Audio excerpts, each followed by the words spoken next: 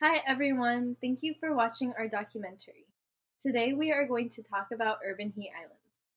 Urban heat islands are areas where heat is trapped due to the excessive concrete in the area. We will be covering their effects as well as their causes.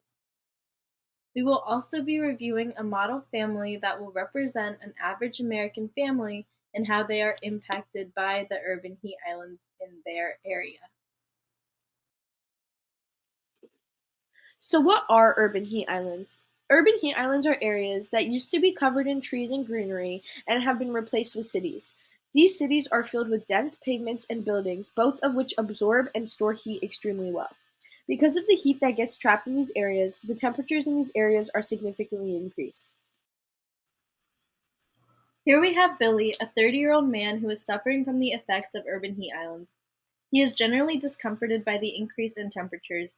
He is experiencing difficulty breathing but has had no reported lung issues in the past. He is also getting heat cramps and rashes from the excessive sun exposure in his area.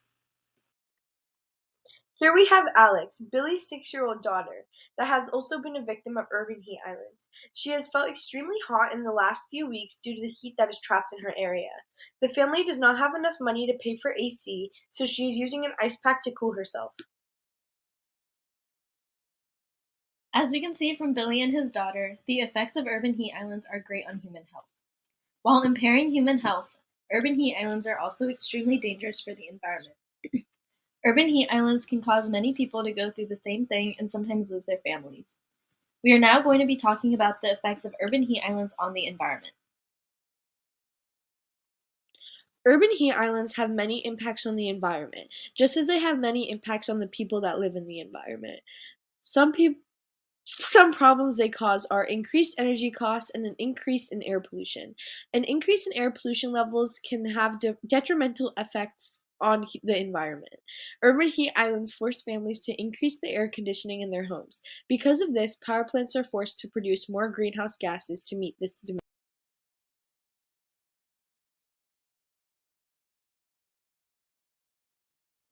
As we all know, greenhouse gases are terrible for the environment. Greenhouse gases trap heat in the atmosphere. They absorb light in the atmosphere and prevent some of the light from escaping the planet. This process heats the atmosphere and raises the average temperature of the Earth.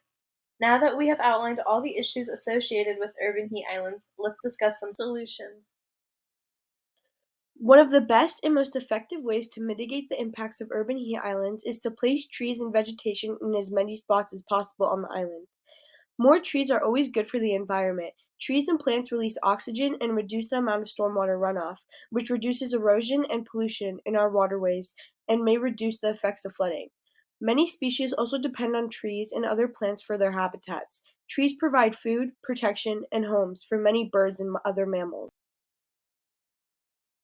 Some smaller solutions would be cool roofs, which are light-colored white roofs.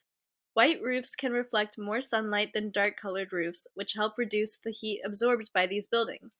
White roofs are also the most cost-effective roofing system compared to solar panels, which would require a metal roof installation, which can get really expensive.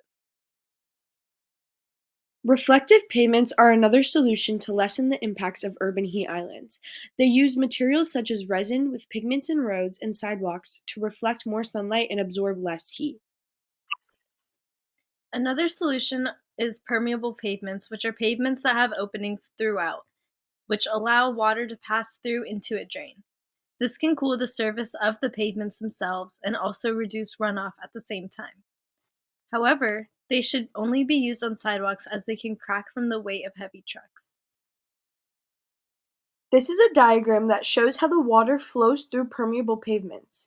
The water enters the holes and is drained through layers of the pavement, which include a bedding course, a base reservoir, and a sub-base course. Once the water has passed through all of its layers, it is funneled into a drain that leads to either a sewage system or directly into a body of water. The temperature of the air in an urban heat island was about 77 degrees Fahrenheit. We also went to a forest and measured the temperature there, but we weren't able to take a picture of that temperature, but it was about 74 degrees Fahrenheit. This shows how drastically the temperature is increased in urban heat islands. Now we're going to be showing our interview with a construction worker who has first-hand experience with urban heat islands and the effects it has on people in our society. Construction, because you guys are building like big places, right? Do you think urban heat islands affect the lives of people due to like climate change and stuff? I think whatever makes the heat go up affect any kind of life. Yeah.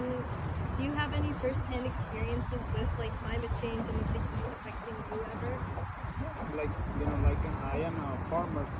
Before being a construction worker, I am a farmer, and the weather things affect a lot production and everything. When you grow up, plants, you work with animals, everything. When it's too hot, it affects a lot.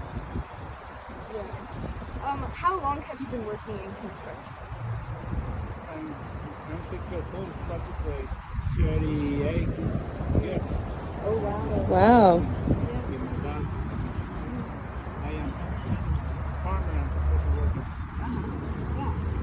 Since like you first started working in construction, have you noticed like an increase in the temperatures from like the beginning to now? Yes, I feel like, I came to North Carolina in 2004 when I first came here. It snowed a lot and it used to be more nice weather, Summer is harder many years ago. Okay, thank you so much for your time. Yes. These changes that the construction worker described are a direct result of urban heat islands. Cities, especially in the RDU area, have been increasing for the last decade and will continue to do so.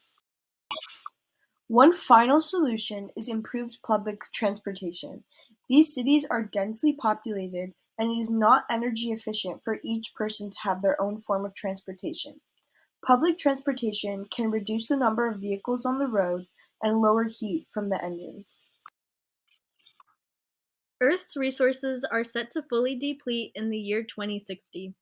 If we continue to use inefficient transportation methods, this date may approach sooner than we expect. By using public transportation to our advantage, we can decrease the temperature in urban heat islands as well as elongate Earth's lifespan. As we can see from the construction worker, not many people are aware of urban heat islands and their impacts on the community and environment. Awareness campaigns and overall increase in awareness can make a huge impact. People will know to incorporate environmentally friendly practices into their daily lives. In conclusion, our goal for this documentary is to inform you all about the change that is happening in our planet. It is important to know the effects that urban heat islands can bring, such as climate change and certain health-related issues. As we learn from this video, we see how urban heat islands can make things difficult for families that live in cities by increasing costs and negatively impacting their health. We also learned the effects that urban heat islands can have on the environment and how they can affect the lives of plants and other species that live in the area. We hope we got our point across to our viewers, and we hope you all got to learn something new about urban heat islands. Thank you so much for watching. Thank you.